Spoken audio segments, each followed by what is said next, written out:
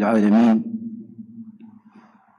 الحمد لله حمدا كثيرا مباركا طيبا فيه كما ينبغي لجلال ربنا وعظيم سلطانه ونثني عليه الخير كله كما يحب ربنا ويرضاه ثم أشهد أن لا إله إلا الله وحده لا شريك ولا ند ولا مثيل ولا كفء له وأشهد أن سيدنا ونبينا محمدا عبده ورسوله وصفيه من خلقه وخليله ومصطفاه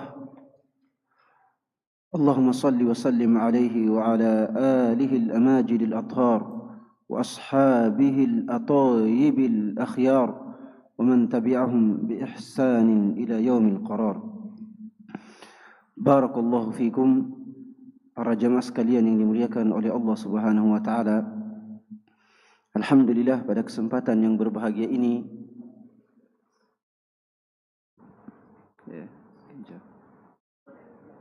Alhamdulillah, pada kesempatan yang berbahagia ini kita kembali berkumpul di masjid kita, Masjid Darul Hikmah. Semoga Allah Subhanahu wa taala selalu memberikan kita kesehatan, perlindungan, anugerah, karunia, dan karunia yang paling pantas untuk kita syukuri adalah istiqamah di jalan Allah Subhanahu wa taala. Istiqamah di jalan Allah Subhanahu wa taala merupakan karunia yang paling besar. Tidak ada anugerah Allah Subhanahu wa taala yang paling besar kecuali ini. Oleh sebab itu, salah seorang sahabat, atau ketika salah seorang sahabat yang bernama Sufyan ibn Abdullah Al-Thaqafi radhiyallahu anhu datang kepada Rasulullah sallallahu alaihi wasallam untuk minta nasihat. Satu nasihat yang setelahnya tidak memerlukan nasihat lagi. Maka Rasulullah sallallahu alaihi wasallam mengatakan kepadanya, "Qul amantu billahi tsumma istaqim." Yakinilah bahwa saya beriman kepada Allah, lalu kemudian istiqamahlah. Oleh sebab itu pahala istiqamah ini sangatlah luar biasa. Ya. Ganjarannya adalah kebahagiaan di dunia dan kebahagiaan di akhirat. Innal ladzina qalu rabbuna Allah tsumma istaqamu fala khaufun 'alaihim wa la hum yahzanun. Dalam surah Al-Ahqaf. Sesungguhnya orang-orang yang mengatakan Tuhan kami adalah Allah lalu istiqamah dengan ibadah kepadanya, maka mereka tidak akan merasa takut dan tidak akan pernah bersedih hati. Artinya mereka, secara singkat, mereka adalah orang-orang yang berbahagia. Karena orang yang tidak berbahagia itu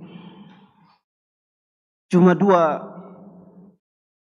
sifat mereka. Yang pertama mudah takut, yang kedua mudah sedih. Orang yang seperti ini tidak akan pernah merasa bahagia. Dan ketika akan meninggal, Allah Subhanahu wa taala akan mengirimkan kepada mereka para malaikat, bukan hanya satu malaikat, tapi para malaikat. Innal ladzina qalu rabbuna Allah tsumma istaqamu tatanazzalu 'alaihimul malaikatu alla takhafu wa la tahzanu wa abshiru bil jannati allati kuntum tu'adun. Nahnu awliya'ukum fil hayatid dunya wa fil akhirah. Ketika orang yang istiqamah meninggal, maka Allah mengutus para malaikat, bukan satu atau dua, bukan. Beberapa malaikat diutus oleh Allah Subhanahu wa taala khusus untuk mendatangi orang-orang yang sekarat.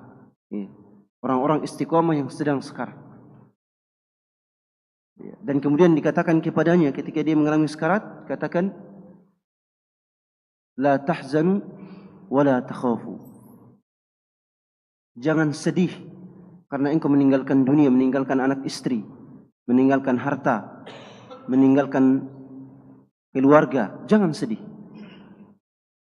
Dan jangan pula takut dengan kondisi yang akan Anda hadapi di kubur atau di akhirat. Ya. Jangan takut. Tetapi bergembiralah dengan surga yang telah dijanjikan oleh Allah Subhanahu wa taala kepada kalian. Ya, jadi ini para malaikat khusus datang kepada mereka untuk memberikan kabar gembira.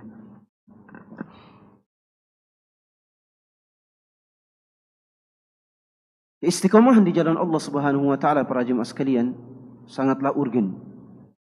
Ya, dengan istiqamah kita akan mencapai husnul khatimah insyaallah. Dengan istiqamah pahala kita akan semakin tinggi dan derajat kita akan semakin tinggi di sisi Allah Subhanahu wa taala. Bahkan dengan istiqamah kita akan mendapatkan mencapai satu amalan yang akan memasukkan kita ke dalam surga. Karena kita ini para jemaah sekalian tidak tahu amalan apa yang akan memasukkan kita ke dalam surga. Apakah salat kita? Apakah sedekah kita? Apakah zikir kita? Apakah kebaktian kita kepada kedua orang tua? Apakah cuma ucapan subhanallah kita? Kita tidak tahu. Makanya ada seorang ulama bernama Abu Mansur Al-Khayyat rahimahullahu ta'ala. Beliau ini menjadi guru tahfidz dan menjadi guru Al-Quran 70 tahun di masjidnya. 70 tahun. Ketika beliau meninggal, orang-orang melihatnya dalam mimpi. Ya, orang-orang melihatnya dalam mimpi dan terlihat sangat bahagia. Ya. Kemudian ditanya, kenapa engkau berbahagia wahai Abu Mansur? Ya. Beliau mengatakan, saya telah dimasukkan ke dalam surga oleh Allah Subhanahu wa taala. Ya, orang-orang kemudian ingin mengetahui amalan apa yang menjadikan beliau masuk surga. Apakah karena duduk 70 tahun mengajarkan Al-Quran atau amalan-amalan yang lain? Ketika ditanya, beliau cuma menjawab, amalan yang memasukkanku ke dalam surga adalah karena mengajarkan anak-anak surah Al-Fatihah. Ya, karena mengajarkan anak-anak surah Al-Fatihah. Dia tidak menyebutkan karena mengajarkan Al-Quran dari surah Al-Fatihah sampai surah An-Nas. Mendengarkan hafalan para qurra yang murid beliau itu puluhan ribu, 70 ribu dikatakan bahwa murid beliau sebanyak 70 ribu dalam rentang waktu 70 tahun. Beliau tidak menyebutkan itu bahwa saya telah mengajarkan Al-Quran kepada 70 ribu, tidak. Tapi dia cuma mengatakan sebab saya masuk surga adalah pengajaran surah Al-Fatihah. Kepada siapa? Kepada anak-anak kecil. Ya, jangan sampai amalan-amalan kita yang kita anggap remeh itulah yang akan memasukkan kita ke dalam surga Allah Subhanahu wa taala. Ya, makanya ketika Al-Hasan Al-Basri ditanya, "Wahai Al-Hasan," ya, karena beliau sangat rajin menulis hadis, menuntut ilmu hadis dan menulis hadis-hadis Rasulullah sallallahu alaihi wasallam, beliau ditanya, "Wahai Hasan, sampai kapan Anda menulis hadis Rasulullah? Sampai kapan?" Ya. Beliau mengatakan, "Mungkin saja huruf hadis yang akan memasukkan saya ke dalam surga itu belum saya tulis." Ya. Jadi kalau ditanya sampai kapan kita bersedekah, ya mungkin saja sedekah yang akan memasukkan kita ke dalam surga itu belum kita keluarkan. Ya. Mungkin sedekah yang sebelumnya masih kurang nilainya di sisi Allah Subhanahu wa taala. Sampai kapan kita akan membaca Al-Quran? Mungkin saja satu huruf Al-Quran yang bernilai 10 pahala itu belum saya baca, padahal dialah huruf inilah yang akan memasukkan saya ke dalam surga Allah Subhanahu wa taala. Ya, karena satu huruf itu bisa memasukkan kita ke dalam surga dan juga bisa memasukkan kita ke dalam neraka. Satu huruf. Ya. Contoh satu huruf yang bisa memasukkan kita ke dalam surga adalah bacaan Al-Quran. Ya. Man qara'a harfan min kitabillah falahu asyru hasanat. Yang membaca satu huruf saja dari Al-Quran, maka dia akan mendapatkan 10 pahala. Tapi ada satu huruf, 2 huruf lain yang bisa memasukkan kita ke dalam neraka. Allah SWT berfirman dalam surah Al-Isra, imma yabluwanna indaka al-kibara ahaduhuma aw kilahuma fala taqul lahumā uff. Jangan mengatakan kepada kedua orang tuamu uff. Kalau dalam bahasa Indonesia itu ya, kalau lisannya orang Arab itu terbiasa dengan uff. Mereka tidak bisa mengatakan Tapi kalau kesal atau marah mereka mengatakan uff. Itulah lisan mereka. Kalau kita kan kata ini cuma berapa? 2 huruf, tapi bisa memasukkan seorang hamba ke dalam neraka. Ini pentingnya istiqamah di jalan Allah Subhanahu wa taala, karena kita tidak tahu amalan apakah yang akan bisa memasukkan kita ke dalam surga Allah Subhanahu wa taala. Para jemaah sekalian yang dimuliakan oleh Allah Subhanahu wa taala, pada suatu hari Tamim ibn Aus Ad-Dari radhiyallahu taala an sedang bersama Rasulullah sallallahu alaihi wasallam. Kemudian Rasulullah sallallahu alaihi wasallam bersabda, "Ad-din an-nasihah." Ad-dinu an-nasihah. Kalau kita terjemahkan ad-din an-nasihah ini, terjemahan yang paling tepat adalah agama adalah ketulusan. Agama adalah ketulusan. Atau agama adalah kemurnian. Kemudian para sahabat yang mendengar sabda Rasulullah SAW ini bertanya, "Wahai Rasulullah, ketulusan kepada siapa?" Ya, karena kalau kita tulus, maka harus ada objek yang kita berikan ketulusan kepadanya. Mereka kemudian bertanya, ketulusan kepada siapa wahai Rasulullah? Maka beliau menjawab, "Lillahi wa li kitabihi wa li rasulihi wa li rasulihi wa li a'immatil muslimina wa 'ammatihim." Ketulusan kepada Allah, ketulusan kepada kitab Allah, ketulusan kepada Rasulnya Muhammad sallallahu alaihi wasallam, ketulusan kepada seluruh kaum muslimin, kepada pemimpin kaum muslimin, dan ketulusan kepada kaum muslimin secara umum. Ya, jadi ada 5 ketulusan yang harus kita berikan dalam kehidupan kita ini. Yang pertama adalah ketulusan, tulus kepada Allah Subhanahu wa taala. Ya, dengan mengerjakan perintah dan menjauhi larangan. Yang kedua adalah tulus kepada kitabullah. Yang ketiga adalah tulus kepada Rasulullah Muhammad sallallahu alaihi wasallam dengan membenarkan apa yang beliau kabarkan, menaati apa yang beliau perintahkan, menjauhi apa yang beliau larang, dan tidak menyembah beribadah kepada Allah kecuali dengan syariat yang beliau ajarkan. Yang keempat adalah tulus kepada pemimpin kaum muslimin. Pemimpin kaum muslimin itu adalah para ulama dan pemerintah.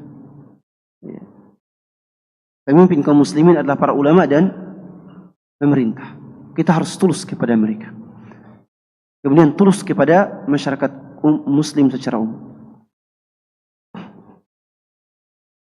Yang akan kita kaji pada kesempatan ini adalah ketulusan kepada kitabullah, ketulusan kepada Al-Quran. Mungkin kajian tentang Al-Quran telah banyak kita dengar. Tapi Al-Quran adalah kitab yang bendahara keilmuannya masih belum habis dibahas oleh para ulama. Walaupun para ulama telah menulis ribuan bahkan puluhan ribu tafsir, tapi ilmu tentang Al-Quran belum habis untuk digali. Belum habis untuk digali. Bahkan kata Ar-Rahman, Bismillahirrahmanirrahim. Penafsiran tentang Ar-Rahman, kata Ar-Rahman belum bisa para ulama belum menghabiskannya. Bahkan masih sedikit pembahasan tentang Ar-Rahman dalam pembahasan para ulama. Walaupun yang sedikit ini kalau kita kumpulkan adalah bisa mencapai ratusan jilid buku. Tapi itu masih sedikit.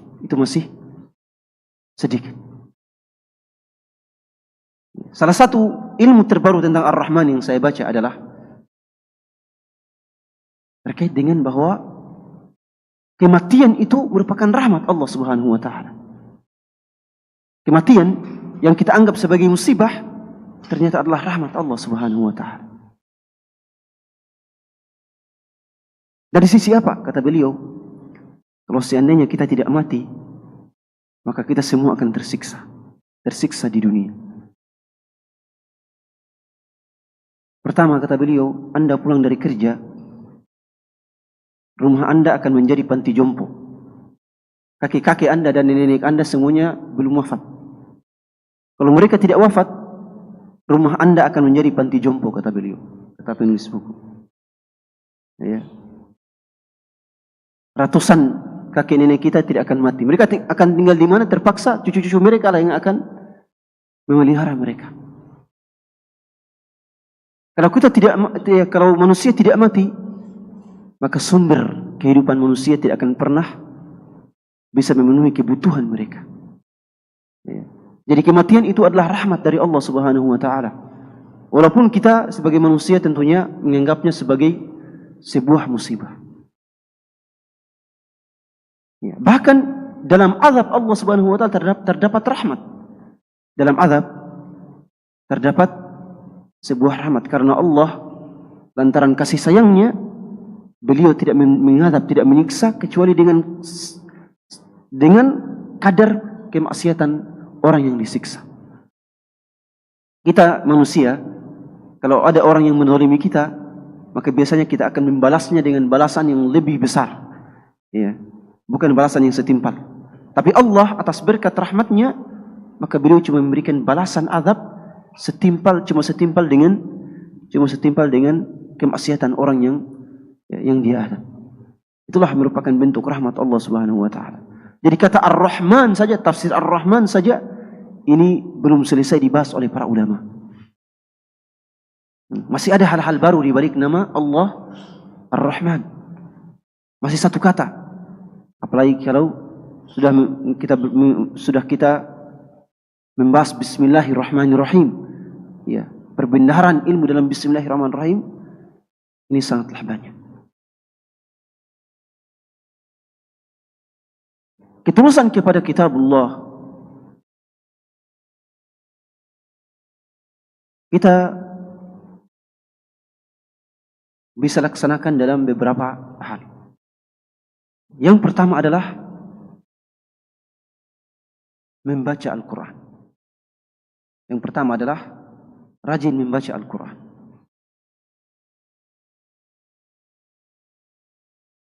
Allah Subhanahu wa taala berfirman dalam Al-Quran, Innal ladhina yatluna kitabahu wa aqamus salah wa anfaqu mimma razaqnahum sirran wa alaniyah yarjuna tijaratan lan tabur liyaffiyahum ujurahum wa yazidahum min fadlih. Sesungguhnya orang-orang yang membaca kitabullah, melaksanakan salat dan menginfakkan harta yang Allah berikan kepada mereka secara rahasia, secara sembunyi-sembunyi dan secara terang-terangan, mereka itu adalah orang-orang yang mengharapkan perdagangan yang tidak pernah rugi. Mereka agar Allah memberikan mereka pahala yang banyak dan menambahkan kepada mereka kemuliaan dari sisi. Ayat ini disebutkan oleh Al-Imam Al-Qurtubi bahwa ayat ini adalah ayatul Qurra. Ya. Kata beliau, ayat ini adalah ayat khusus pembaca Al-Quran. Ayat ini adalah ayat khusus pembaca Al-Quran. Orang yang rajin membaca Al-Quran, ya kata beliau, akan mendapatkan 3. Pertama, mereka selalu mengharapkan tijaratan lan tabur, mengharapkan surga Allah Subhanahu wa taala. Tijaratan lan tabur, perdagangan yang tidak merugi itu adalah perdagangan untuk mendapatkan surga. Makanya dalam Jami' At-Tirmidzi Rasulullah bersabda, "Ala inna sil'atallahi ghaliyah, ala inna sil'atallahi ghaliyah, ala inna sil'atallahi al-jannah." Beliau bersabda, sesungguhnya barang dagangan Allah itu mahal. Apa itu barang dagangan Allah? Barang dagangan Allah adalah surga. Dan itu mahal. Ya. Kalau neraka itu murah. Ya. Surga mahal dan neraka murah. Makanya dalam hadis disebutkan bahwa surga itu dikelilingi oleh hal-hal yang tidak menyenangkan jiwa. Ya. Kita sholat, ya, bangun subuh, yaitu tentu melelahkan. Ya. Bangun tengah malam, membaca Al-Quran harus konsisten. Ya. Yang tidak, ya, yang dirasa lelah oleh jiwa. Tetapi inilah yang akan menjadi harga bagi barang dagangan Allah Subhanahu wa taala, yaitu surga. Kemudian Allah Subhanahu wa taala akan memberikan mereka pahala yang banyak dan memberikan mereka kemuliaan, menambahkan mereka kemuliaan di sisi Allah Subhanahu wa taala. Makanya para jemaah sekalian, derajat kita di akhirat kelak itu hanya adalah berdasarkan dengan perhatian kita terhadap Al-Quran. Semakin perhatian kita terhadap Al-Quran tinggi, maka derajat kita di sisi Allah Subhanahu wa taala juga semakin tinggi. Kalau rendah, maka derajat kita rendah di akhirat kelak. Makanya dalam Jami' At-Tirmidzi juga Rasulullah bersabda, yuqalu li sahibil Quran, iqra wartaqi fa inna manzilataka 'inda akhir ayatin taqra'uha. Dikatakan kepada penghafal Al-Quran, kepada seluruh kaum muslimin, dikatakan kepada mereka, bacalah Al-Quran. Karena derajatmu di surga sesuai dengan hafalan Al-Quran. Para hafidh Al-Quran tentunya derajat mereka lebih tinggi, ya. Tapi kalau kita cuma membaca hafal 3 qul, derajat kita juga di sisi Allah cuma setinggi 3 qul, ya. Kalau cuma Al-Fatihah, ya derajat kita cuma Al-Fatihah. Jadi ini derajat kita di akhirat kelak berdasarkan hafalan-hafalan kita dari Al-Quran. Al-Quran merupakan syafaat, pemberi syafaat bagi orang yang rajin membacanya. Dalam Sahih Muslim dari Abu Umamah Al-Bahili radhiyallahu an, Rasulullah sallallahu alaihi wasallam bersabda, "Innal Qur'ana ya'ti yaumal qiyamati syafi'an li ashabih." Al-Quran itu akan datang pada hari kiamat untuk menjadi memberi syafaat bagi orang-orang yang rajin membacanya. Jadi ya sangat penting bagi kita semua untuk memperhatikan bacaan Al-Quran. Ya. Kita harus memperhatikan generasi para sahabat, bagaimana interaksi mereka dengan Al-Quran. Ya, ini juga urgen. Ya, ini juga sangatlah urgen. Harus, ya, bahwa generasi pertama, bahwa generasi yang paling utama dan paling prioritas untuk kita pelajari perjuangan mereka adalah generasi para sahabat radhiyallahu anhu. Ini yang paling pertama. Ya, kalau kita membahas tentang pembebasan Palestina, kita selalu ingin mempelajari generasi Salahuddin Al-Ayyubi.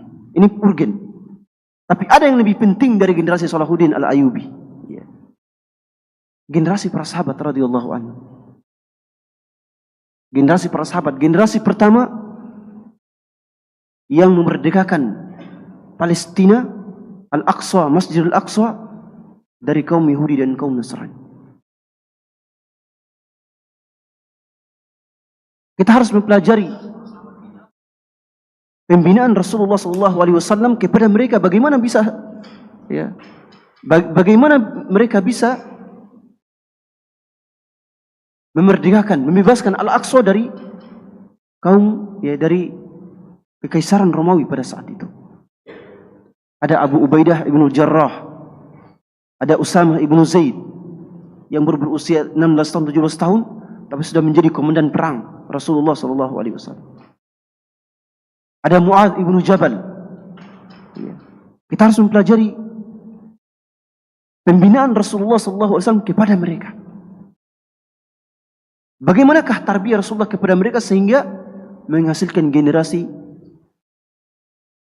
yang cuma 1 tahun, ya, atau 2 tahun, yang cuma 2 tahun bisa menguasai, ya, bisa menguasai Al-Aqsa. Ya, generasi mereka ini perlu untuk dipelajari. Sebelum kita mempelajari generasi Salahuddin Al-Ayyubi yang menguasai Baitul Maqdis. Karena generasi Salahuddin Al-Ayyubi yang menguasai Baitul Maqdis, mereka juga tidak menguasai Al-Baitul Maqdis, Al-Masjid Al-Aqsa, kecuali mereka terlebih dahulu mempelajari pendidikan, tarbiyah, perjuangan para sahabat radhiyallahu anhu. Dan inilah inti perjuangan kita semua, harus kembali kepada generasi yang pertama. Perjuangan Salahuddin Al-Ayyubi walaupun betapa hebatnya, tetapi memiliki celah, ada kesalahan-kesalahan, ada celah-celah yang perlu untuk ditutupi. Tapi ini tidak terjadi pada generasi para sahabat radhiyallahu anhu. Ya, maka kembali kepada generasi para sahabat radhiyallahu anhum adalah sebuah keniscayaan dan kewajiban. Makanya Al-Imam Malik rahimahullahu taala mengatakan, lan tasluha akhiru hadhihi al-ummah illa bima salaha bihi awwaluha. Kata beliau, generasi terakhir umat ini tidak akan pernah berjaya, tidak akan pernah baik kecuali meniti faktor penunjang, ya, meniti jalan yang menjadi faktor penunjang kejayaan para pendahulu mereka dari kalangan as-sabiqun al-awwalun. Was-sabiqun al-awwalun minal muhajirin wal ansar walladzina ittaba'uuhum bi ihsan radhiyallahu anhum wa radu an wa a'adda lahum jannatin tajri tahtaha al-anhar khalidina fiha abada dzalikal fawzul 'adzim. Mereka lah orang-orang yang kita patut untuk jadikan sebagai teladan pertama. As-sabiqun al-awwalun, dari kalangan muhajirin, dari kalangan ansar. Kenapa kita harus jadikan mereka sebagai panutan pertama? Karena mereka telah diridhoi oleh Allah dan mereka pun ridha kepada Allah. Mereka sudah dijanjikan masuk surga. Perjuangan mereka sudah dijanjikan bahwa itu adalah perjuangan yang sahih, benar 100%. Bahwa Allah Subhanahu wa taala telah menyiapkan mereka surga. Ya. Kalau ada orang yang kita yakini bahwa dia telah masuk surga, apa yang harus kita lakukan? Kita harus mengikuti amalannya, ya. Itulah para sahabat radhiyallahu anhu. Ya, makanya saya berusaha untuk menulis. Ya, kemarin saya kirimkan ke Ustaz Syaibani fidahullah taala. Ya, tulisan-tulisan saya yang berseri itu yang berjudul Ibunda Para Sahabat. Iya. Untuk mengisahkan bagaimana para sahabat itu mendidik putra-putri mereka. Sehingga di usia 15 tahun sudah siap untuk berjuang. Iya. Para sahabat itu kalau di usia 15 tahun mereka sudah siap menikah. Mereka sudah siap berjihad dan mereka sudah mandiri. Usia 15 tahun sudah siap menikah, sudah siap berjihad dan sudah bisa mandiri. Kalau kita sekarang usia 15 tahun, ya, inna lillahi wa inna ilaihi raji'un, ya. Ya. Itulah generasi para sahabat. Inilah yang ingin kita kembalikan. Ya, inilah yang ingin kita kembalikan. Kalau kita semua berjuang dari usia 15 tahun, maka nafas perjuangan kita akan panjang. Ya, berapa tahun? Ya, taruhlah 40 tahun kita sudah dikena gula. Semoga tidak terjadi, ya. Ya, kita akan, ya, dari 15 sampai 40 tahun, 25 tahun. Luar biasa. Kita sekarang, ya, berjuang dari usia 30-40, usia 50 tahun sudah lemah. Ya. Tapi kalau perjuangan kita diawali dari usia yang muda, taruhlah 18, 17, 20 tahun, ya, maka insya Allah napas perjuangan kita akan panjang. Napas perjuangan kita akan panjang. Ya. Dan inilah yang merupakan ciri khas perjuangan para sahabat radhiyallahu anhum. Usama ibnu Zaid 16 tahun, 17 dengan usia 16 tahun, 17 tahun sudah menjadi komandan perang. Ya. Anak buahnya dalam pasukan tersebut ada yang berusia 60 tahun. Abu Bakar radhiyallahu anhu. Ada yang berusia 50 tahun. Tapi dia adalah pemuda 16-17 tahun. Ya. Zaid ibnu Thabit radhiyallahu anhu menjadi sekretaris Rasulullah dalam usia 14 tahun, 15 tahun. Sudah menjadi sekretaris yang menguasai 8-9 bahasa dunia pada saat itu. Ya.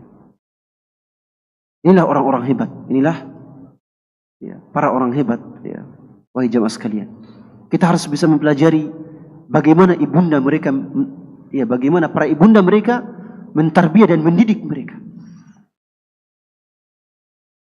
Ya, inilah yang menjadi PR kita semua. Ya. Ya. Dan ini juga saya terinspirasi dari tulisan Ustaz Sofyan Baswedan, senior saya di Madinah, Dr. Sofyan Baswedan. Beliau menulis buku Ibunda Para Ulama. Ya, Ibunda Para Ulama. Ya. Dan saya menulis Ibunda Para Sahabat. Ibunda Para Sahabat. Ya.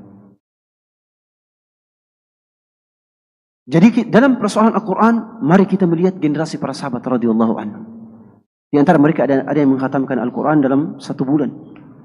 Ada yang menghatamkan Al-Quran 40 hari, ada yang menghatamkan Al-Quran 1 pekan, ada yang menghatamkan Al-Quran dalam 3 hari, ada yang menghatamkannya kurang dari 3 hari, walaupun itu tidak dianjurkan. Dan yang paling banyak adalah menghatamkan Al-Quran dalam 1 pekan. Kemudian ketulusan kepada Al-Quran juga dilihat dari mempelajari huruf-huruf bacaan Al-Quran. Ini juga merupakan ketulusan kepada Al-Quran. Khairukum man ta'allama al-Qur'ana wa 'allamahu. Sebaik-baik kalian adalah orang yang mempelajari Al-Quran dan mengajarkannya. Tapi mempelajari Al-Quran bukan hanya pada huruf-hurufnya, tetapi juga makna-maknanya. Jadi Al-Quran itu dipelajari dari dua sisi. Yang pertama adalah bacaan huruf-hurufnya, yang kedua adalah pemahaman terhadap maknanya. Keduanya harus saling melengkapi. Melengkapi. Karena Al-Quran itu dibaca untuk dipahami, ditadabburi.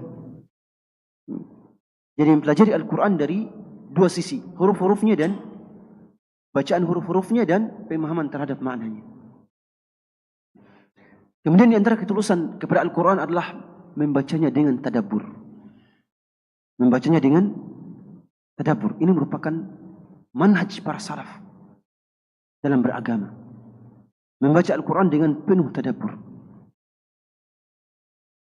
Makanya Tamim Ad-Dari, sahabat ya. Tamim Ad-Dari ini adalah awalnya seorang Nasrani. Berasal dari Palestina. Lalu kemudian berlayar ke Samudra Atlantik dengan beberapa sahabatnya. Lalu perahu layarnya terombang-ambing oleh ombak dan terdampar di sebuah pulau, dan di pulau tersebut mereka bertemu dengan Dajjal yang sedang dibelenggu. Kisahnya dalam Sahih Muslim, bisa dibaca. Ya. Kisahnya sangat panjang. Ya. Ya. Hadisnya mungkin 4 halaman. Kisah beliau dengan Dajjal 4 halaman. Kalau diceritakan panjang. Ya, silakan. Ya. Ketika beliau pulang dari pelayaran ini, pulang ke negerinya Palestina. Palestina saat itu masih menjadi negeri yang dikuasai oleh kaum Romawi, masih Kristen. Setelah beliau pulang dari negeri Palestina karena mendengar ucapan Dajjal bahwa di Jazirah Arab telah muncul seorang nabi akhir zaman, maka beliau setelah pulang dari Palestina, beliau langsung ke Madinah. Beliau langsung ke Jazirah Arab menuju Madinah dan bertemu dengan Rasulullah, lalu berikrar 2 kalimat syahadat. Setelah itu menjadi seorang ahli ibadah. Memang orang-orang Kristen itu kalau masuk Islam, banyak di antara mereka yang luar biasa. Ya, banyak di antara mereka yang luar biasa ke Islam. Termasuk Tamim ibn Aus Ad-Dari radhiyallahu anhu. Beliau ini adalah orang yang suka menadabburi Al-Quran. Beliau berdiri di Ka'bah 1 rakaat menghatamkan Al-Quran dalam 1 malam. Dari Ba'da Isya beliau membaca Al-Quran dalam 1 rakaat dan khatam sebelum subuh. Jadi ada 4 salaf yang menghatamkan Al-Quran dalam 1 rakaat di depan Ka'bah. Ya, ini luar biasa ya. Yang pertama adalah Utsman ibn Affan radhiyallahu an, yang kedua adalah Tamim ibn Aus Ad-Dari, yang ketiga adalah Abdullah ibn Zubair, yang keempat adalah Abu Hanifah An-Nu'man ibnu Thabit radhiyallahu rahimahumullahu taala radhiyallahu anhu. Abdullah ibnu Zubair radhiyallahu anhu. Tamim ibnu Aus Ad-Dari, beliau pernah salat malam dengan satu ayat karena tadabbur. Am hasibal ladzina ijtarahu as-sayyi'at an naj'alahum kal ladzina amanu wa 'amilus shalihat. Ayat ini. Apakah orang-orang yang beramal keburukan itu meyakini bahwa mereka akan disamakan derajatnya dengan orang-orang beriman dan beramal saleh? Tidak mungkin. Beliau terus mengulang-ulangi ayat ini. Harus ada tadabbur. Abdullah ibnu Mas'ud ketika membaca firman Allah dalam surah Al-Isra, wa qur rabbi zidni ilman, beliau terus mengulangi rabbi zidni ilma, tadabbur, rabbi zidni ilma, ditadabburi, dihayati. Abdullah ibnu Rawahah, seorang sahabat, pernah berbaring di pangkuan istrinya. Ini romantisme ukhrawi ini, ya. Romantisme ukhrawi. Saya pernah menulis artikel dengan judul romantisme ukhrawi, ya. Ada di internet. Abdullah ibnu Rawahah berbaring di pangkuan istrinya. Tiba-tiba menangis. Menangisnya bukan tangisan biasa, tangisan hebat, ya. Tangisan yang sangat luar biasa. Lantaran hebatnya tangisannya, maka istrinya pun yang melihatnya langsung juga menangis, ya. Ya. Kenapa menangis? Karena merasa kasihan dengan suaminya yang menangis sangat keras. Maka Abdullah ibnu Rawahah ketika melihat istrinya juga menangis, beliau bertanya kepada istrinya, "Ma yubkiki?" Apa yang membuatmu menangis, wahai istriku? Maka istrinya menjawab, "Ra'aituka tabki fa'abki." Ya. Saya melihat dirimu menangis, sehingga saya menangis karena kasihan dengan tangisanmu. Ya, seharusnya istri seperti itu, ya.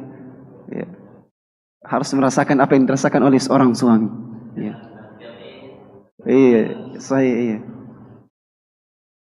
Ketika istrinya bertanya, maka Abdullah ibn Rawahah mengatakan, ketika saya berbaring di pangkuanmu, saya mengingat firman Allah Subhanahu wa taala, "Wa in minkum illa wariduha kana 'ala rabbika hatman maqdiya." Ketika saya berbaring di pangkuanmu, wahai istriku, saya mengingat firman Allah Subhanahu wa taala, bahwa tidaklah salah satu pun di antara kalian, wahai manusia, kecuali akan mendatangi neraka. Mendatangi neraka artinya akan lewat di atas neraka. Sirat itu kan di atas, ya. Sirat itu ditempatkan di atas neraka. Orang-orang yang kafir dan bermaksiat langsung terjatuh ke dalamnya. Tidaklah satu pun di antara kalian, wahai manusia, kecuali apa? Kecuali akan mendatangi neraka, lewat di atas neraka. Bahkan sebagian ulama mengatakan, kita semua akan masuk ke dalam neraka. Hanya saja orang-orang beriman tidak dimakan oleh api neraka. Kana 'ala rabbika hatman maqdiya. Penegasan bahwa ini sudah menjadi keputusan, kepastian yang ditetapkan oleh Tuhan. Kita semua pasti akan mendatangi neraka. Kemudian Abdullah ibn Rawahah mengatakan, saya tidak tahu apakah saya akan menjadi orang yang sukses melewati neraka, ataukah saya akan berada di dalamnya selama-lamanya. Ya, maka mereka berdua pun menangis, ya. Inilah romantisme ukhrawi, ya. Ya, romantisme ukhrawi itu berdua dengan istri, tapi yang dibahas adalah tentang akhirat, tentang akhirat. Ya. Dan saya menulis tentang romantisme ukhrawi, kisah antara Abu Darda dengan istrinya. Ya, ketika Abu Darda bertanya kepada istrinya, "Wahai istriku, apakah kalau saya meninggal, engkau akan menikah lagi?" Ya. Maka istri mengatakan tidak. Ya. Ya, karena saya tidak. Kenapa? Karena Rasulullah bersabda, "Al-mar'atu inda akhiri zauj," atau sebagaimana sabda beliau. Ya. Bahwa wanita itu di surga akan diperuntukkan bagi suami terakhirnya. Makanya istri-istri Rasulullah ketika Rasulullah wafat, mereka tidak lagi menikah. Bahkan haram untuk menikah dengan orang lain, karena mereka adalah istri-istri mereka di dalam surga. Apakah suami pertama akan iri? Iya, tidak. Suami pertama tidak akan pernah iri. Karena orang-orang ketika masuk surga, rasa iri, dengki, dan ya, dengki, iri hati, ria dan sebagainya sudah dihilangkan dari hati seluruh manusia. Ya. Wa naza'na fi qulubihim, ya, fi sudurihim min ghillin ikhwana. Ya. Kata Allah, ketika mereka masuk surga, sudah berada di dipan-dipan surga, kami mencabut semua rasa dengki, iri hati dari dalam hati mereka. Jadi orang yang masuk surga itu semua hati mereka suci. Ya, tidak ada lagi namanya iri, dengki, marah dan sebagainya, tidak. Bahkan ketika masuk surga, tidak ada lagi namanya rasa lapar dan rasa haus. Tidak ada lagi yang namanya syahwat.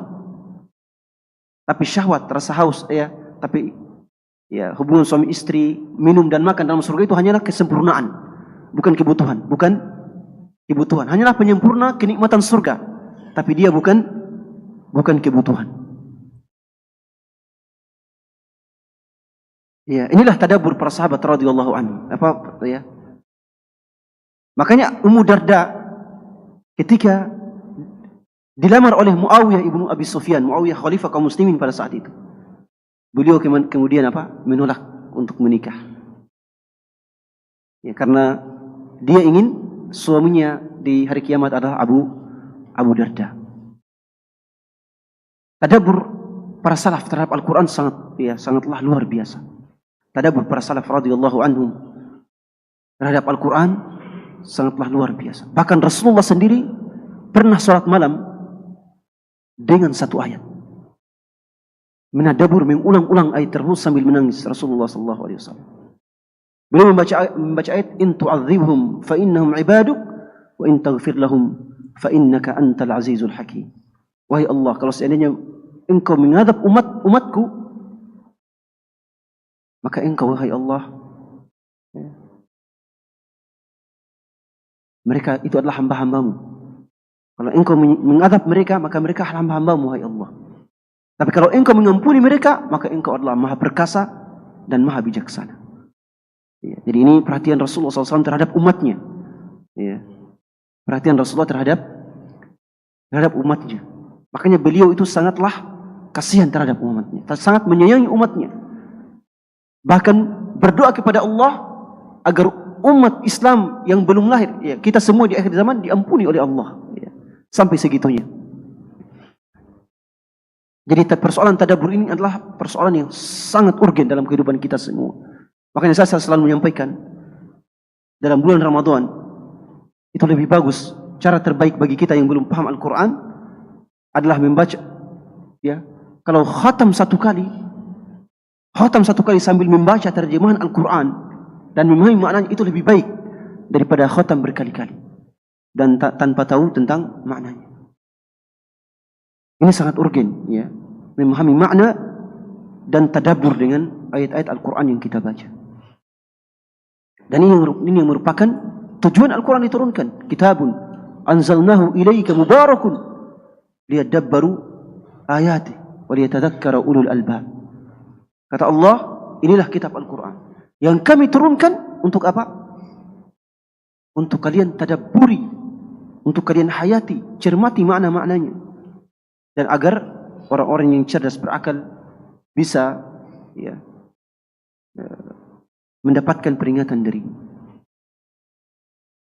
Bahkan Allah Subhanahu wa taala mencela orang yang tidak menadaburi Al-Quran. Allah tidak mencela orang yang tidak hafal Al-Quran, tapi Allah mencela orang yang tidak menadaburi Al-Quran. Tentunya menghafal Al-Quran sangat urgen, tapi Allah, ya, Allah juga, ya, sebagai sang pencipta pasti memahami bahwa ada orang yang bisa menghafal, ada orang yang tidak bisa menghafal. Tetapi terkait dengan tadabbur, semuanya tidak dimaafkan. Allah tidak memaafkan hamba-hambanya yang tidak menadaburi Al-Quran. Makanya dalam Al-Quran dia berfirman, afala yatadabbaruna Al-Quran am ala qulubin aqfaluha. Kenapa? Apakah mereka tidak menadaburi Al-Quran atau hati-hati mereka telah terkunci? Jadi cuma dua pilihan, menadaburi Al-Quran atau memang hati kita telah terkunci. Ya. Telah terkunci artinya kotor dan tertutupi oleh maksiat dan hawa nafsu. Ya. Kemudian ketulusan kepada Al-Quran juga terletak pada pengamalan, implementasi terhadap nilai-nilai Al-Quran, implementasi terhadap nilai perintah-perintah Al-Quran, menjauhi larangan-larangan Al-Quran. Dan ini merupakan ketulusan atau yang menjadi inti ketulusan terhadap Al-Quran, pengamalan terhadap Al-Quran itu sendiri. Makanya hamilul Quran, penghafal Al-Quran yang sesungguhnya adalah yang menghafal Al-Quran sekaligus mengamalkan Al-Quran. Kalau cuma sekedar hafalan tapi tidak mengamalkan Al-Quran, maka ini tidak dianggap sebagai pembawa Al-Quran. Dan orang yang tidak mengamalkan Al-Quran, dalam Al-Quran sendiri Allah sebut 2 kali bahwa orang yang tidak mengamalkan kitabnya itu laksana keledai. Allah menyebutnya dua kali dalam Al-Quran. Ini sebagai penegasan. Pertama dalam surah Al-Jumu'ah, mathalul ladzina humilu at-taurata thumma lam yahmiluha kamathalil himari yahmilu asfar. Perumpamaan orang-orang yang membawa kitab Taurat, termasuk juga kitab Al-Quran, kemudian mereka tidak melaksanakan beban yang diperintahkan oleh kitab itu. Mereka itu laksana apa? Laksana keledai yang memikul ya barang-barang ya perjalanan, barang-barang safar. Atau yang memikul kitab-kitab. Yang memikul apa? Dia cuma memikul kitab-kitab tapi dia tidak amalkan. Tidak paham apa maknanya dan juga dia tidak bisa mengamalkannya. Itu laksana orang yang membaca Al-Quran tapi dia tidak mengamalkan kandungannya. Ya, kalau perumpamaan dengan keledai itulah perumpamaan yang sangat buruk. Ya, kalau kita jadi celaan yang paling buruk untuk bangsa Arab itu, kalau ada orang disebut, maaf ya, Anda keledai, itu celaan yang paling buruk. Ya, ya. Kalau sudah Anda keledai, itu Anda ya akan dikejar. Ya. Ya, bisa-bisa ditikam dan dibunuh. Celaan yang paling buruk itu adalah menyamakan orang dengan keledai. Karena keledai itu adalah hewan, dikatakan sebagai hewan yang paling buruk dalam mata bangsa Arab. Hewan yang paling bodoh dalam mata bangsa Arab. Yang kedua dalam surah Al-Mudaththir, فَمَا لَهُمْ عَنِ التَّذْكِرَةِ مُعْرِضِينَ كَأَنَّهُمْ حُمُرٌ مُسْتَنْفِرَةٌ. Kenapa mereka berpaling dari at-tadhkirah, dari Al-Quran? Seakan-akan mereka adalah humurun mustanfirah, keledai yang apa? Yang terkejut dan lari terbirit-birit. Iya, perumpamaan orang yang yang berpaling, yang tidak mau mendengarkan ayat-ayat Al-Quran, yang membenci Al-Quran. Mereka adalah keledai. Mereka adalah keledai. Oleh sebab itu perhatian kita terhadap Al-Quran ya harus diperbesar, ya harus diperbesar. Oleh sebab itu salah satu guru kami, Profesor Dr. Hafidz Al-Hakami, ketika melihat bahwa kemunduran kaum muslimin terdapat pada Al-Quran, ya, terdapat pada perhatian mereka terhadap Al-Quran, maka beliau menulis buku An-Nasihatu li Kitabillah, ketulusan kepada Al-Quran. Saya terjemahkan, ya, saya sudah kirimkan fotonya kepada Ustaz Syaibani, sekuntum ketulusan kepada Kitabullah, sekuntum ketulusan kepada Al-Quran. Terjemahan saya, sekuntum ketulusan kepada Al-Quran, An-Nasihatu li Kitabillah. Beliau pekan lalu kemudian menghubungi saya dan mengatakan, kalau bisa cetak buku saya, ya, buku yang berbahasa Arab dan terjemahan yang Anda terjemahkan. Ya. Saya bilang, beliau bilang cetak sejumlah yang Anda mau. Ya. Makanya saya bilang kalau begitu saya cetak dua-duanya, Syekh. Satunya berbahasa Arab, satunya berbahasa Indonesia. Saya bilang kalau begitu bahasa Arab 400 eksemplar, bahasa Indonesia 600 eksemplar. Ya. Ya, semoga bisa dibagi ke jamaah ya, ke jamaah yang konsisten hadir dalam ya kutip kecil ya, enggak seratusan halaman, seratusan halaman. Mudah-mudahan ya bisalah pekan depan atau 2 pekan lagi insyaallah ya sudah bisa dibagi. Insyaallah ada jatahnya khusus untuk masjid. Barakallahu fikum. Ya, beliau menulis buku ini, beliau sebutkan di muqaddimahnya, beliau mengatakan bahwa kemunduran umat Islam karena jauhnya mereka dari Al-Qur'an. Beliau kemudian menulis tentang ketulusan para sahabat, ketulusan para salaf. Ya. Dan bagaimana kondisi kita pada zaman ini sangat jauh dari Al-Qur'an, sangat jauh dari petunjuk para sahabat radhiyallahu anhu. Kita ingin membela Palestina sebagaimana para sahabat membela Palestina. Tapi karakter kita tidak sama dengan karakter para sahabat yang sangat perhatian dengan Al-Qur'an. Ini mustahil, ini mustahil. Ya, barakallahu fikum wa jazakumullahu khairan. Ya, saya kira sudah lewat ya, Allah musta'an. Barakallahu fikum wa jazakumullahu khairan. Wa nafa'allahu bikum. Cek ya. Barakallahu. Syukran Ustaz. Alhamdulillah. Saya bertanya dulu tadi, Prof. Hafidz Al-Hakami ini apa ada hubungan dengan Shahib Ma'arijul Qabul? Baik. Iya. Ya, beliau penulis. Ya. Profesor Dr. Hafidz Al-Hakami merupakan ya salah satu ulama hadis senior di kota Madinah. Saya pernah bertanya kepada beliau, ya, apakah Syekh Hafidz Al-Hakami yang menulis buku-buku akidah ya, penulis kitab Ma'arijul Qabul, kemudian A'lamus Sunnah Al-Mansurah dan beberapa buku yang lain, beliau mengatakan beliau adalah sepupu saya. Ya, beliau merupakan sepupu saya, kata beliau. Barakallahu fikum. Ya, dan mereka memang keluarga ulama. Ya, barakallahu.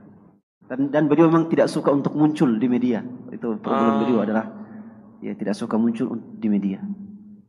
Ya, walaupun beliau menjadi salah satu rujukan terbesar untuk ilmu hadis di kota Madinah secara khusus. Barakallahu fikum. Iya, subhanallah ya. Jadi ada buku-buku, ada ulama kita bernama Al-Hafidz Al-Hakami. Beliau meninggal usia muda juga. Saya baca biografinya. Salah satu yang unik itu tentang penulis buku Ma'arijul Qabul, itu buku akidah yang cukup lengkap. Ya, nanti perlu juga kita cari-cari waktu untuk bahas itu ya. Siapa yang cocok untuk membahas insyaallah. Tapi poinnya ada kisah yang saya baca Ustaz terkait Al-Hafidz Al-Hakami itu Ustaz, sedikit tentang Al-Quran juga. Jadi beliau itu bapaknya penggembala kambing di satu kampung yang agak dalam begitu. Kemudian kakaknya yang sempat belajar ngaji sama imam di kampung tersebut. Adiknya ini Al-Hafidz Al-Hakami ini selalu membantu bapaknya menggembala kambing. Dia tidak dapat kesempatan belajar, tapi begitu kakaknya belajar di masjid, pulang dia ajari adiknya. Nah, kemudian setelah pulang diajari adiknya, pintar ya, pintar, lebih hebat dari kakaknya. Padahal kakaknya yang ngajar. Begitu pulang diajar, akhirnya dia ikut belajar ngaji dan di masjid ya, di salah satu imam itu akhirnya cepat sekali perkembangannya, termasuk belajar nahwu dan seterusnya.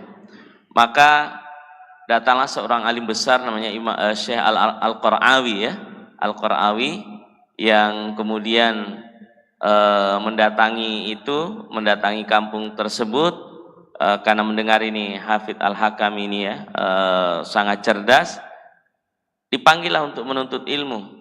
Bapaknya bilangnya tidak ada yang temani saya menggembala kambing.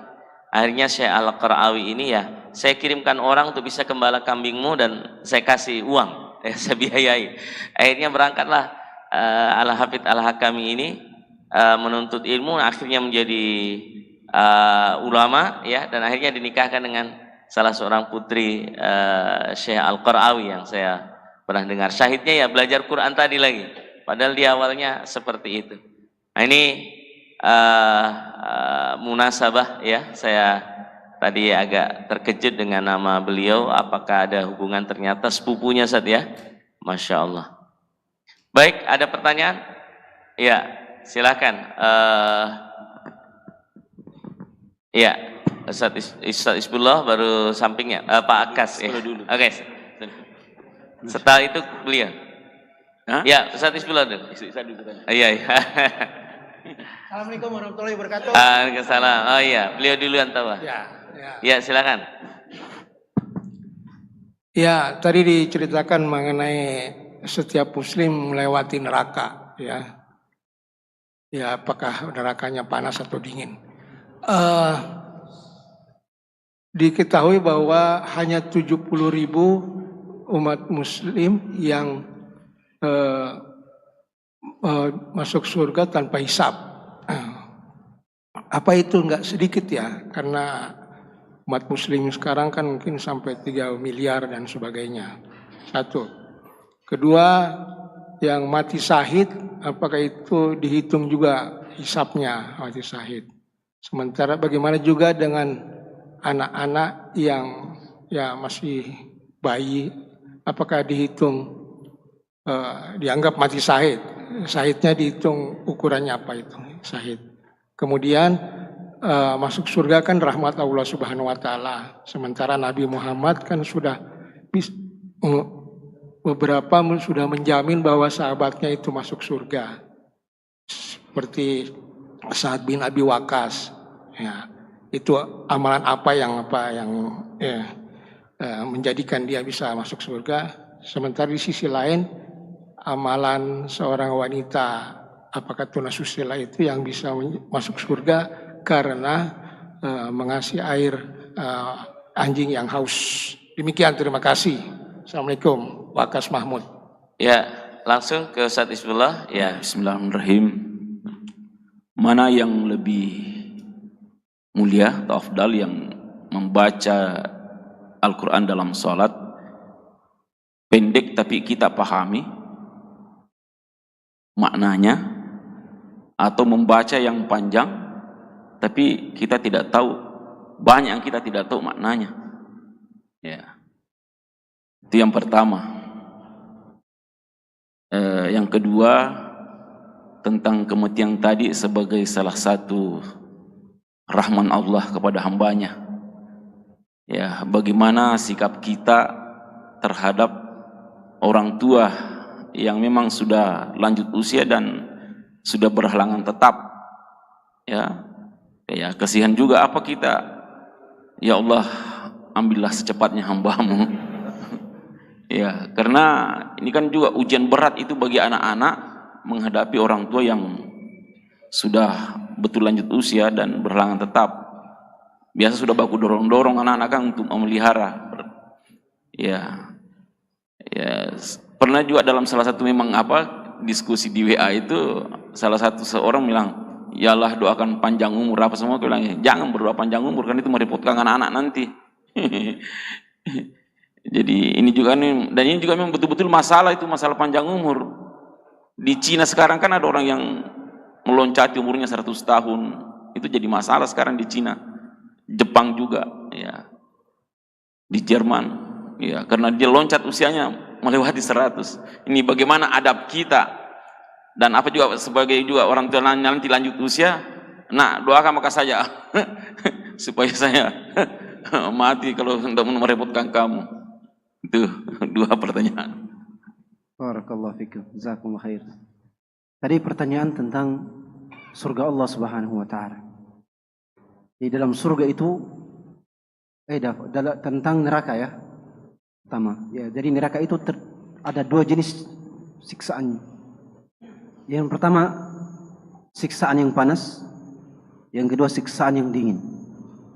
Ya, siksaan yang panas yang dingin itu disebut az-zamharir. Ya. Disebut sebagai az-zamharir. Makanya dalam suatu hadis dalam Bukhari Muslim, neraka itu bernafas dalam 1 tahun itu 2 kali nafas.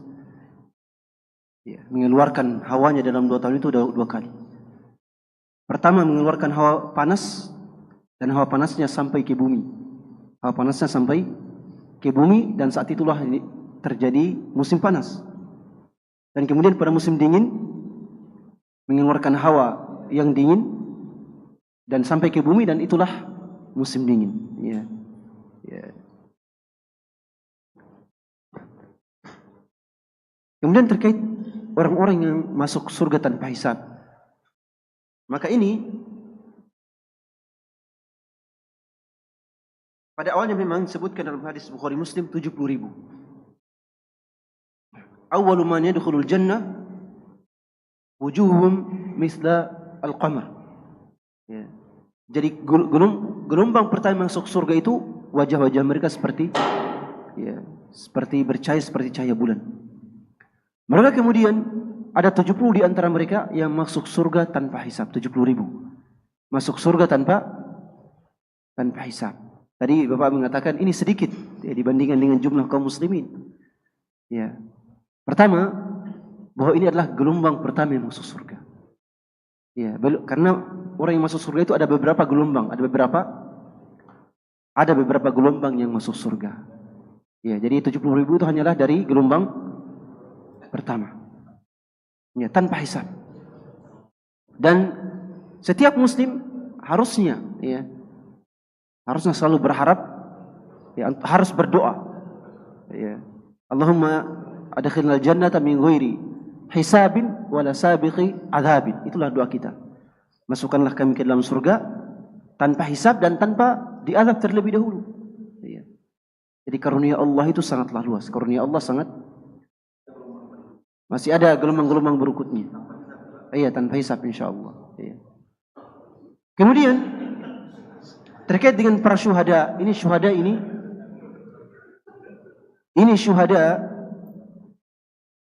di kalangan kaum muslim itu sangatlah banyak. Bukan hanya 70.000. Kalau kita mau membahas tentang sejarah perang kaum muslimin, maka para syuhada dari zaman Rasul sampai sekarang itu sangatlah banyak. Ya, sangatlah banyak. Dan syuhada ini ada 3 jenis. Ini juga saya sudah bahas di istiba ini sama ikhwah-ikhwah. Ya. Pertama, syahid dunia dan akhirat. Yang kedua, syahid akhirat. Yang ketiga, syahid dunia. Syahid dunia akhirat adalah orang-orang yang syahid berperang di jalan Allah dan niatnya adalah karena Allah. Ini syahid dunia akhirat. Ini masuk surga tanpa hisab. Ini masuk surga tanpa hisab. Yang kedua adalah syahid akhirat. Siapa ini syahid akhirat? Syahid akhirat adalah yang mati dalam keadaan tersiksa. Seperti orang yang mati ditimpa reruntuhan bangunan, seorang ibu yang wafat ketika melahirkan anak, ya. Seorang yang mati karena tenggelam, ya, ini Rasulullah menyebutkan bahwa mereka ini adalah orang-orang yang syahid. Orang-orang yang syahid. Tapi syahid mereka adalah di akhirat. Artinya mereka di dunia tetap dimandikan, dikafani dan disalatkan. Tetapi di akhirat mereka akan mendapatkan pahala syahid, pahala syahid.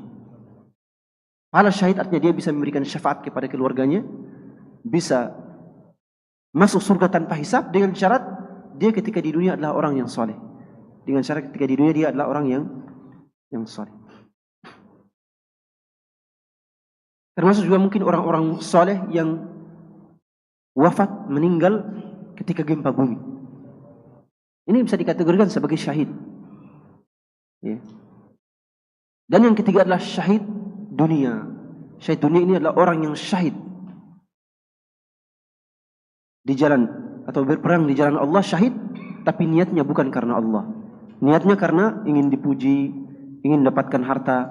Dia di dunia tidak dimandikan, tidak disalatkan, langsung dikubur begitu saja. Tapi di akhirat kelak dia akan masuk neraka. Dia akan masuk neraka. Ada 3 jenis syuhada. Ya. Jenis pertama tidak akan dihisab. Jenis kedua itu ada golongan yang dihisab, ya jenis kedua ini syahid akhirat tadi. Ada golongan yang dihisab, ada juga golongan yang tidak dihisab. Ya, syahid akhirat ya, yang wafat karena tertimpa reruntuhan, yang tenggelam, itu bisa dihisab dan bisa tidak dihisab. Tergantung amalannya ketika di dunia. Kemudian kalau ada orang-orang yang dijanjikan masuk surga oleh Allah, oleh Rasulullah, maka kita yakini bahwa itu benar. Ya, kita yakini bahwa itu benar. Rasulullah itu menjanjikan beberapa sahabat untuk masuk, ya, bahwa mereka masuk surga.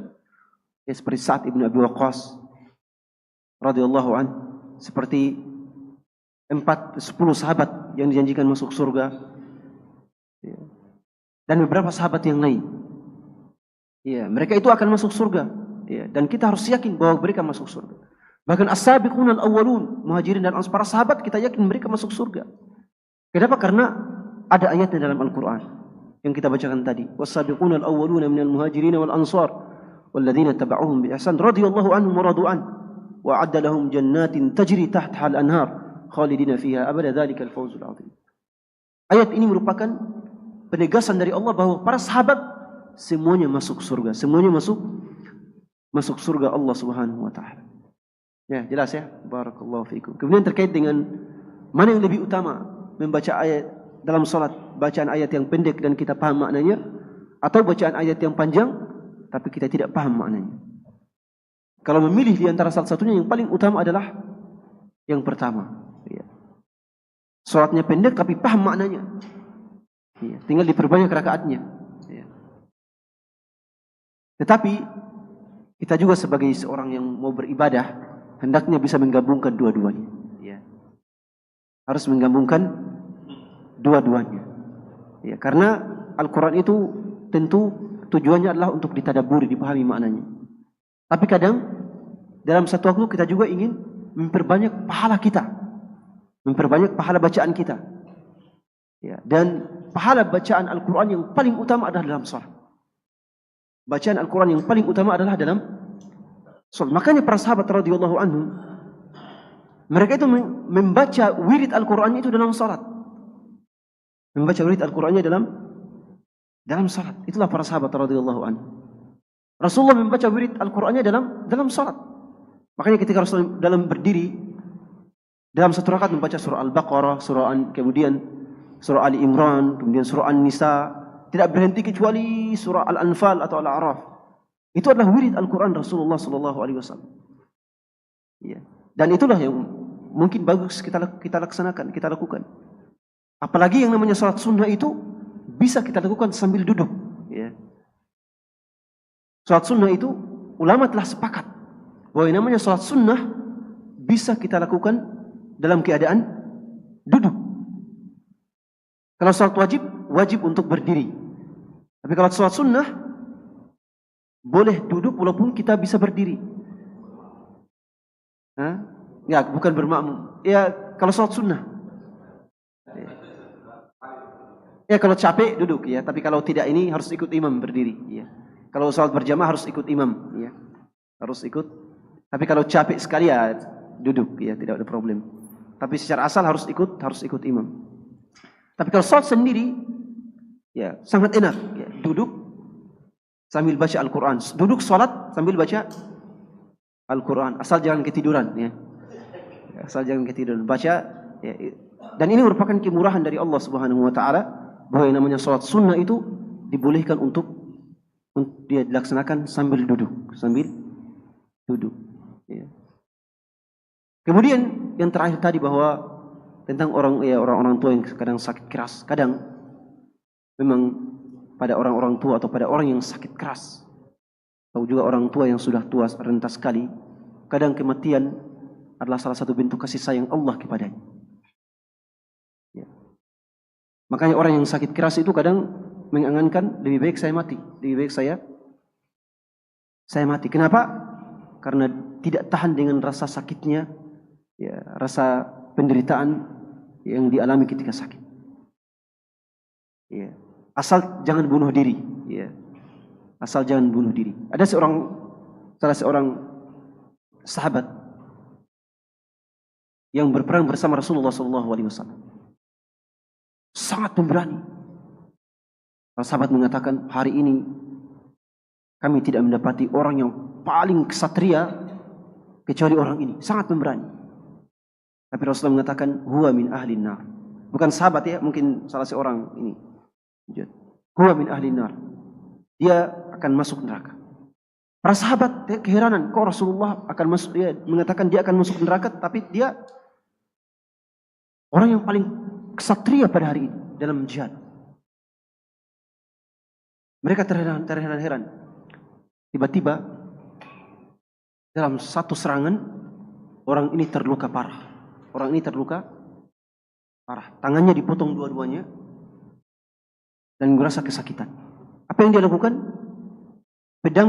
Gagang pedangnya disimpan di tanah dan ujung pedangnya disimpan di dadanya. Lalu membunuh diri. Kenapa bunuh diri? Karena dia tidak bisa menahan rasa sakit. Maka lebih baik mati dibandingkan harus menahan rasa sakit yang lumayan parah. Orang ini masuk neraka tentunya. Kenapa? Karena dia mati dalam keadaan bunuh diri. Ya. Makanya tadi harapan untuk meninggal saja itu adalah harapan yang lumrah, harapan yang lumrah, karena rasa sakit dari penderitaan sakit itu sangat luar biasa. Ya, kadang kita ditimpa penyakit yang memang lebih baik mati saja. Ya. Jelas ya. Dan ini adalah hal yang lumrah, hal yang lumrah. Ya. Pertama mati saja, ya, tapi asal jangan bunuh diri. Ya. Atau asal jangan bunuh diri dan asal jangan sengaja dibunuh. Ini karena di Barat, ya, itu biasanya ada orang yang disuntik mati. Ya. Ya, disuntik mati supaya mati cepat. Ya. Jangan seperti itu. Itu juga bukan hal yang manusiawi. Dan sudah menjadi kewajiban bagi kita anak-anak keturunan, ya, kalau ada orang tua kita yang sakit, kewajiban kita adalah memelihara mereka. Selama mereka masih bisa bernafas, maka tugas kita adalah ya memelihara mereka sebaik-baiknya. Walaupun mereka merasa bahwa tidak enak untuk menyusahkan anak keturunannya, tapi itulah yang merupakan kewajiban kita semua sebagai anak keturunan. Rasulullah bersabda, la yajzi waladun walidah. Seorang anak tidak akan pernah membalas budi orang tuanya. Tidak akan bisa dan tidak akan pernah. Ya, tidak akan pernah. Ya, walaupun mungkin ketika orang tua kita sudah tua renta, kita ya kemudian memelihara orang tua kita sebagaimana mereka memelihara kita waktu kecil. Ya, dibersihkan, buang airnya dan sebagainya. Tapi itu kata Rasulullah, seorang anak tidak akan pernah bisa membalas jasa budi kedua orang tuanya. Tidak akan pernah bisa. Ya, betapa besar pun usaha dia tidak akan pernah bisa. Oleh sebab itu, ya kita harus bersabar. Ya, selama orang tua kita masih bernapas, kita harus ya bersabar untuk memelihara mereka. Ya, sesibuk apapun kita harus sempatkan waktu untuk mereka. Ya. Karena seorang anak tidak akan bisa membalas jasa orang tuanya. Seorang anak bisa membalas jasa orang tuanya dalam satu hal saja. Dalam satu kondisi. Apa itu? Ketika anaknya mendapati orang tuanya menjadi budak. Budak yang diperjualbelikan. Ya. Ketika mendapat itu, anaknya membeli orang tuanya dari tuannya, lalu kemudian memerdekakan orang tuanya. Inilah balasan, amalan yang bisa membalas jasa orang tua. Kenapa? Karena memerdekakan orang dari perbudakan, ya, itu sama dengan melahirkannya kembali, Karena kan budak itu, kita kalau menjadi budak, kita tidak bisa berbuat apa-apa, ya. Karena kita milik orang lain, bukan milik diri kita sendiri. Jadi semua perbuatan kita itu ya harus mengikuti yang namanya tuan, majikan. Ya, bukan orang merdeka. Ketika dia dimerdekakan, ya maka dia sudah menjadi insan yang seakan-akan dilahirkan kembali. Ya. Inilah satu-satunya kondisi seorang anak bisa membalas jasa orang tuanya. Selain itu tidak ada. Ya, barakallahu fikum. Jelas ya Ustaz ya? Ya, barakallahu fikum. Ya. Iya. Bahkan juga kalau misalnya didoakan, kalau dia memang merasa sangat sakit dan luar biasa, maka silakan didoakan yang baik-baik. Ya. Semoga diwafatkan dalam keadaan husnul khatimah. Karena kita seorang muslim dilarang untuk Ya, dilarang untuk mengangan-angankan kematian. Ya. La yatamanna ahadukumul maut, kata Rasulullah. Janganlah kalian ya mengangan-angankan kematian. Ya. Kecuali kalau orang memang sudah ada hal yang fitnah terjadi, tadi sakit keras, ya. Sakit sangat keras, maka tidak apa berdoa kepada Allah agar apa? Ya, agar dipermudah ya dan diberikan husnul khotimah. Atau ketika dunia sudah banyak kerusakan dan takut untuk ya terjatuh ke dalam fitnah, maka ya kemudian berdoa agar diwafatkan dalam keadaan husnul khotimah. Ya. Diwafatkan dalam keadaan husnul khotimah. Ya, karena takut kemudian ya kafir, takut bermaksiat kepada Allah Subhanahu wa taala. Tapi zaman kalau sekarang kan alhamdulillah masih banyak ya. Ya, kebaikan masih banyak, orang-orang soleh masih banyak, jadi tidak boleh kemudian menginginkan yang namanya kematian. Barakallah. Ya, terakhir sekali, tapi singkat Pak ya. Silakan. Kita hargai beliau. Sebenarnya sudah habis, tapi semangat untuk bertanya. Kita kasih kesempatan terakhir, insyaallah. Bapak kita, silakan. Assalamualaikum warahmatullahi wabarakatuh. Waalaikumsalam warahmatullahi wabarakatuh. Alhamdulillahirabbil alamin, wassalatu wassalamu ala Rasulillah. Wasbunallahu wa ni'mal wakil, wa la haula wa la quwwata illa billah. Hanya dua saya mau tanyakan Ustaz. Yang pertama, siapa sebenarnya yang mendustakan Al-Quran? Dan yang kedua, siapa sebenarnya yang bersahabat dengan Al-Quran? Karena kita ini insya Allah sudah merasa semua bersahabat. Karena insya Allah kita terus membaca Al-Quran. Karena tadi dibaca ikrar Al-Quran, fa'innahu yaumal qiyamah syafi'al ashabi. Membaca Al-Quran adalah bersahabat dengan Al-Quran. Membaca Al-Quran bersahabat, maka dia termasuk dapat syafaat dari Al-Quran. Tapi siapa sebetulnya? Apakah kita yang bersahabat? Merasa bersahabat dan kita pasti baca. Dan yang kedua, siapa sebenarnya yang mendustakan Al-Quran? Karena ini di dalam surah Al-Araf itu kita, insya Allah kita sudah hafal ayat 40. Innal rajim. Innal ladzina kadzdzabu bi ayatina wastakbaru anna la tufattahu lahum abwabus sama wa la yadkhuluna al-jannata hatta yalijal jamal fi samil hiyat. Itu mendustakan Al-Quran dan tidak akan masuk surga hingga unta terlalu banyak. Jadi yang saya tanyakan itu, siapa yang mendustakan Al-Quran dan siapa yang bersahabat dengan Al-Quran? Ya. Ya, sekarang saya. Ya. Fadhal Ustaz. Bismillahirrahmanirrahim. Ya, siapa yang mendustakan Al-Quran dan siapa yang menjadi sahabat Al-Quran? Yang mendustakan Al-Quran ada dari golongan kafir dan ada dari golongan kaum muslimin. Golongan kafir itu semuanya sudah pasti mendustakan Al-Quran. Ya. Orang-orang kafir sudah pasti apa? Semuanya mendustakan Al-Quran. Karena tidak beriman dengan Al-Quran artinya kafir mendustakan Al-Quran. Dan yang kedua ada juga dari kalangan kaum muslimin.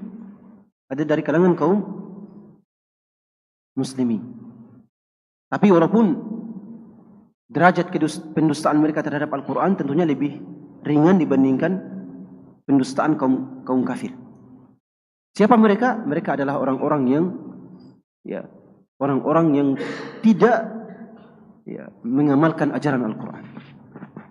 Ya, kalau dikatakan mari kita mengamalkan Al-Quran, dia tidak menjadikan Al-Quran sebagai pedoman hidupnya. Mereka adalah orang-orang yang juga mendustakan Al-Quran, yang jauh dari Al-Quran. Ya. Itulah orang-orang yang mendustakan Al-Quran.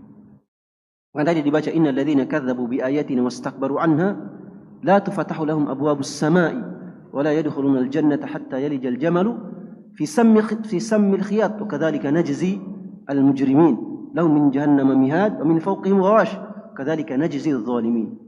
Orang-orang yang mendustakan ayat-ayat Allah Subhanahu wa taala tidak akan dibukakan mereka pintu-pintu langit. Ya, doa-doa mereka tidak dikabulkan, rahmat tidak akan diberikan kepada mereka dan mereka tidak akan masuk surga, mustahil masuk surga.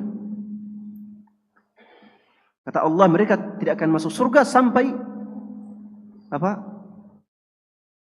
Unta itu masuk ke lubang jarum. Ya. Apakah unta bisa masuk ke lubang jarum? Itu mustahil, artinya mustahil orang yang mendustakan ayat-ayat Allah masuk surga.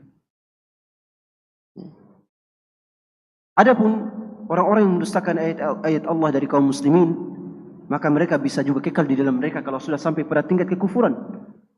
Ya, ada orang mengatakan sekarang dari kaum muslimin yang berikrar dua kalimat syahadat, dia mengatakan, Al-Quran itu cuma ucapan Muhammad SAW. Ya, seperti Prof. Sumanto Al-Qurtubi yang mengatakan Al-Quran itu cuma buatan para sahabat. Ya, cuma buatan para sahabat. Ya, ini mendustakan Al-Quran. Ya. Ada juga yang mengatakan ya, bahwa ya, Al-Quran itu 40 juz, bukan 30 juz. Ya. Ini juga masuk dalam kedustaan-kedustaan terhadap Al-Quran. Ya. Ada yang menyelewengkan makna-makna Al-Quran. Ada juga yang menyelewengkan makna-makna. Ini juga bentuk kedustaan kepada Al-Quran. Ya. Bahwa yang namanya Khatamun Nabiyyin itu bukan Nabi Muhammad, tapi Ahmad Al-Qadiani misalnya. Ya, Qadianiyah. Ini banyak diselewengkan ini. Ya. Ya. Itu termasuk bentuk kedustaan kepada Al-Quran. Dan itu bertingkat-tingkat. Ada yang bisa memasukkan pelakunya ke dalam neraka selama-lamanya, sudah sampai pada tingkat kekufuran. Ada yang ya sampai pada tingkat kemaksiatan yang besar. Ya. Masuk neraka tapi mungkin masih dianggap sebagai muslim dan masuk neraka untuk disucikan dosa-dosanya. Saya kira jelas ya Pak ya tentang orang yang mendustakan Al-Quran. Ya. Termasuk orang yang mendustakan Al-Quran tahu bahwa pencuri itu dipotong tangannya, tapi dipelihara. Apakah termasuk dalam surah Al-Maidah itu ayat 38? Wasariq wasariqah faqta'u aydahuma. Tidak laki yang mencuri, perempuan mencuri, potong tangan keduanya. Tapi kenapa kita sekarang dipelihara? Apakah tidak termasuk yang mendustakan Al-Quran itu? Ya Allah. Ya ini mungkin termasuk maksiat biasa. Ya, ini termasuk maksiat biasa. Tentunya, ya banyak. As-sariqu was-sariqatu faqta'u aydiyahuma jazaa'an bima kasaba nakalan minallah. Waz-zaniyatu waz-zani fajlidu kulla wahidin minhuma mi'ata jaldah. Ini semuanya tentang orang-orang bermaksiat. Ya, ya kita sekarang melindungi pencuri, melindungi penzina, pelaku maksiat dan lain-lain. Ya. Bahkan bukan melegalkan ya, melegalkan hal-hal yang seperti ini. Apakah termasuk mendustakan Al-Quran? Bisa masuk dalam kategori mendustakan Al-Quran karena tidak mengamalkan konsekuensi dari ayat-ayat Al-Quran. Jelas ya, walaupun tingkat kedustaannya bisa sampai pada tingkat kekufuran, bisa saja hanya sampai pada level kemaksiatan kepada Allah Subhanahu wa taala. Ya, karena itu kan Nabi ini bersumpah, wallahi lau anna Fatimah binti Muhammad syarakat lakatau tidak jika sekiranya Fatimah mencuri jangan orang lain nak polong di mana. Nah, sekarang bagaimana tidak mendustakan Nabi? Nah, ini saya mau apakah kita termasuk ini kalau kita ikut-ikutan ya, insyaallah kita tidak termasuk. Barakallahu fikum, barakallahu fikum. Kemudian siapa sahabat Al-Quran? Sahabat Al-Quran adalah semua yang memperhatikan Al-Quran. Itulah sahabat Al-Quran.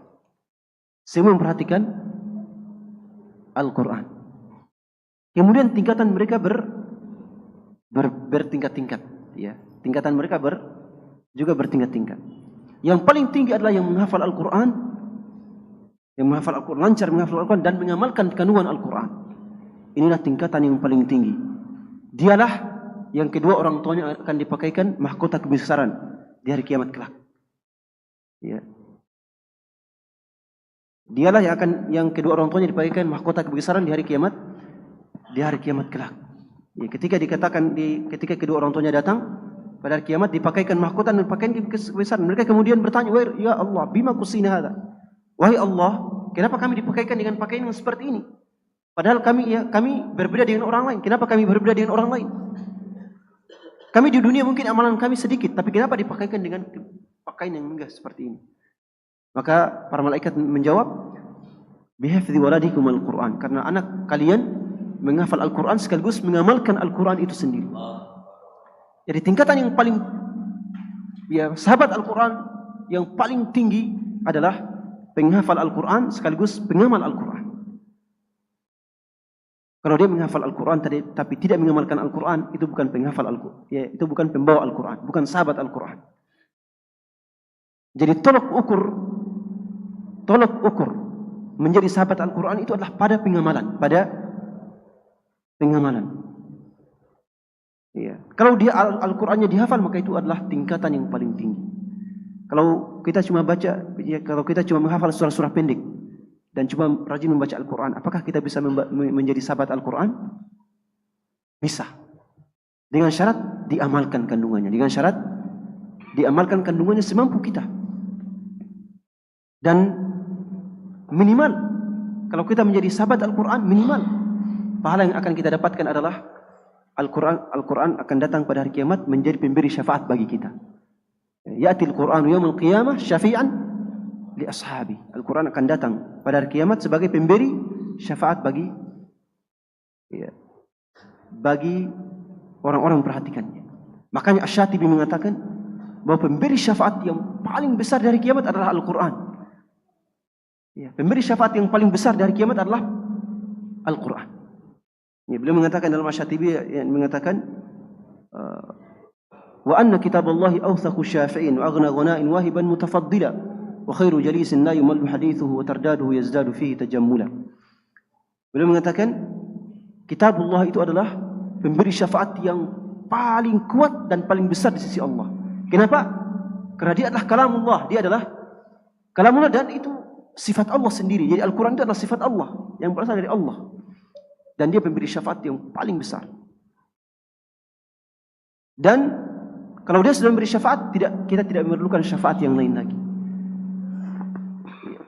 Kemudian beliau melanjutkan, ya, bagaimana agar kita mendapatkan syafaat dari Al-Quran. Beliau mengatakan, wa khairu jalisin la yumallu hadithuhu. Al-Quran itu adalah teman duduk yang tidak akan pernah kita merasa bosan dengannya. Inilah ciri para sahabat Al-Quran. Sahabat Al-Quran ciri-cirinya mereka adalah yang tidak pernah bosan dengan bacaan Al-Quran. Kata beliau. Ada ciri yang lebih indah lagi. Apa kata beliau? Wa tardadu yazdadu fihi tajammula. Semakin diulang, ayat-ayatnya diulang, semakin indah didengar. Ya, inilah ciri sahabat Al-Quran. Tidak bosan dengan Al-Quran, tapi semakin dia mengulang Al-Quran, semakin indah dirasakan, ya, makna-maknanya, perasaannya, semakin indah dirasakan lantunan Al-Quran tersebut. Kira jelas Pak ya? Barakallahu fikum wa jazakumullahu khairan wa nafa'allahu bikum. Ya, demikian kajian kita pada kesempatan pagi ini. Semoga bermanfaat. Ya, Allahumma inna nas'aluka ilman nafi'an wa amalan mutaqabbala wa rizqan thayyiba. Allahumma arhamna bil Qur'an. Allahumma ja'alil Qur'ana rabi'a qulubina wa nura sudurina wa jala'a ahzanina wa dhahaba ghumumina wa humumina ya rabbal alamin. اللهم اجعل القرآن شفيعا لنا ولوالدينا ولذرياتنا يا رب العالمين. اللهم إنك عفو كريم تحب العفو فاعف عنا. اللهم إنا نسألك من خشيتك ما تحول به بيننا وبين معصيتك ومن طاعتك ما تبلغنا به جنتك ومن اليقين ما تهون به علينا مصائب الدنيا. اللهم إنا نعوذ بك من علم لا ينفع ومن قلب لا يخشع ومن نفس لا تشبع ومن دعاء لا يسمع ومن علم لا ينفع. اللهم آمين اللهم آمين. ربنا اغفر لنا ولوالدينا وارحمهم كما ربونا صغارا. ربنا اغفر لنا ولوالدينا وارحمهم كما ربونا صغارا. ربنا آتنا في الدنيا حسنة وفي الآخرة حسنة وقنا عذاب النار. سبحان ربك رب العزة عما يصفون وسلام على المرسلين وآخر دعوانا أن الحمد لله رب العالمين. اللهم صل وسلم على نبينا محمد وعلى آله وصحبه أجمعين. Wassalamualaikum warahmatullahi wabarakatuh. Syukran Ustadz atas pencerahannya. Jemaah sekalian, setelah kita sholat sunat ini, kita keluar, mungkin ada yang mau pulang. Jangan lupa kami panitia masjid menyiapkan sayur gratis di halaman masjid ini. Jadi ada kangkung, ada kacang panjang, ada tomat, ada terong, ada daun cemangi. Ada di Oh iya, nanti dijamin juga. Mungkin ya. Ya saya kira demikian Ustaz. Sekian, wassalamualaikum warahmatullahi wabarakatuh. Tapi sayurnya diambil